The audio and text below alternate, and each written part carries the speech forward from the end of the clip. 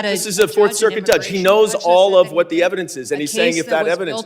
So you're not going to commit to follow this order. You won't commit to follow this court order. By the way, he identified Madam Secretary, himself. I reclaim my time. Stop filibustering. Stop filibustering. By gang members of MS-13. Will you give Mr. Abrego Garcia the due process that the Supreme Court and Judge Wilkinson has required you to give him? Abrego Garcia is an El Salvador resident who is in his home country. If he were to come back to this country, he would be immediately removed again. How do you know? He has received and been treated appropriately, so sir, and he is not. How can you say he's been treated appropriately if the Supreme Court has ruled 9-0?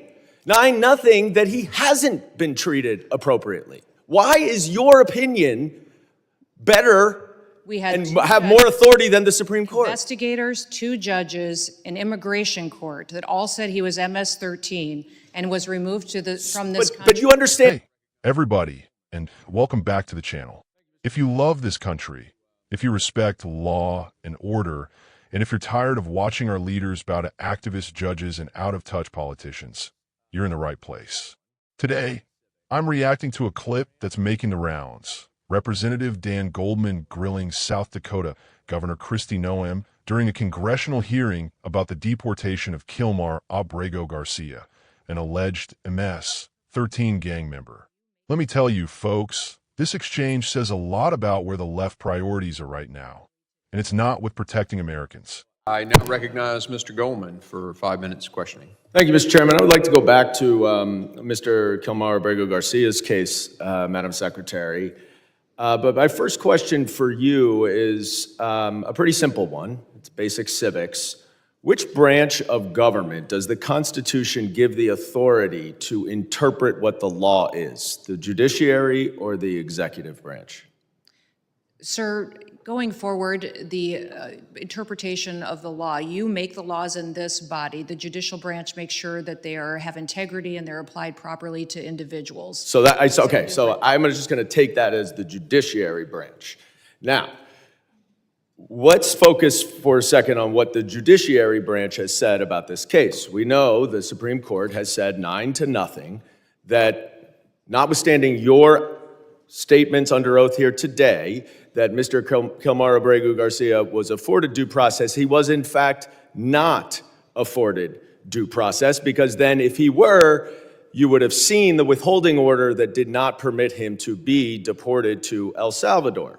Now, you allege, and I guess the Attorney General alleges, that he's a member of MS-13. That may very well be the case. And if he is, now that that is a foreign terrorist organization, certainly the immigration laws would allow him and in fact require him to be deported. I certainly would support that. But the problem that we have here is what you allege, what Ms. Green alleges, what the Attorney General alleges, is not the judiciary. You don't get to decide whether or not he is an MS-13 member. And you don't have to take my word for it, because Judge Wilkinson, a Fourth Circuit judge, very conservative, addressed this argument. He said, the government asserts that Abrego Garcia is a terrorist and a member of MS-13. Perhaps, but perhaps not. Regardless, he is still entitled to due process. If the government is confident in its position, it should be assured that position will prevail in proceedings to terminate the withholding of removal order. Will you commit right now to give Mr. Abrego Garcia that process where you can prove your allegation that he is a member of MS-13? Congressman, that judge that you just quoted did not say he was not a member of MS-13. Who did say that he was a member of MS-13 was law enforcement officers that encountered this individual. Yeah, he knows that. This is a Fourth Circuit judge. He knows all of what the evidence is, and he's saying if that evidence. So you're not going to commit to follow this order. You won't commit to follow this court order. By the way, he identified Madam Secretary, himself. I reclaim my time. Stop filibustering. Stop filibustering. By gang members of MS-13. Will you give Mr. Abrego Garcia the due process that the Supreme Court and Judge Wilkinson has required you to give him. Abrego Garcia is an El Salvador resident who is in his home country. If he were to come back to this country, he would be immediately removed again. How do you know? He has received and been treated appropriately, So sir, and he is not. How can in you this say he's country been anymore. treated appropriately Advocacy? if the Supreme Court has ruled 9-0? 9-0 that he hasn't been treated appropriately. Why is your opinion better We had and two have more authority than the Supreme Court? investigators, 2 judges, an immigration court that all said he was MS-13 and was removed from this country. But you understand, that is you saying that. That is you saying that. That is them saying that. This No, is no, no, no. investigators and law That is enforcement you officers making and that the case they built determination. against him. If you don't The trust our law court enforcement has officers considered all that. and The judge has investigators, considered all that, Madam who do you Secretary. trust if you And don't if you would be trust judges? quiet, because I'm reclaiming my time, you are not following this court order. But let's focus on the court order, because this opinion also says that to facilitate, which the Supreme Court is requiring, is an active verb. It requires that steps be taken. What steps have you taken to return Mr. Abrego Garcia to allow him to get due process? Abrego Garcia is in his home country. What If he were to come steps back, have your you advocacy- taken? If your continued advocacy for him were to... I'm not advocating for him. Yes, you I'm are. advocating for a Absolutely. court order, Madam Gone to the Secretary. mat for this The man court who order has terrorized says people that in you traffic must take with human steps beings. to follow the court order. You are here under oath. What steps have you taken to return Mr. Abrego Garcia pursuant to this court order? It's got to be extremely discouraging to be one of your constituents. To see you fight for a terrorist like this and not fight for them is extremely alarming to me. I'm fighting for due process, and that's under the Constitution. Gentleman's and you time should has fight too for due expired. process. The gentleman's time has expired. I now recognize... So right out of the gate, we've got Congressman Goldman trying to give Secretary Noem a civics lesson.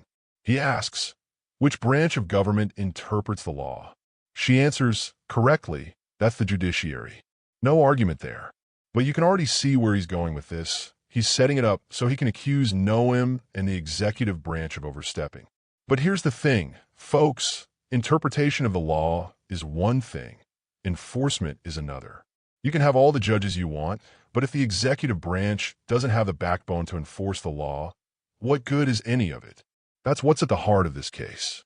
Now, Goldman starts grandstanding about the Supreme Court supposedly ruling 9-0 that Abrego Garcia didn't get due process. And he acts like that's the end of the conversation. But let's get real here. What does due process even mean in a case like this? We're talking about someone law enforcement identified as a member of MS-13, one of the most violent, dangerous gangs not just in America, but in the world.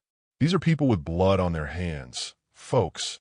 And yet, the left wants to tie the hands of IC and DHS and give these criminals endless chances to game the system. Goldman keeps pressing Noem, demanding she commit to following the court order and bring Garcia back for another round of hearings. Let's be clear, Noem did her job. Law enforcement did their job. The only people not doing their jobs are the politicians and activist judges who keep putting the rights of criminals ahead of the safety of American citizens. Now, let me ask you, how many times have we seen this play out?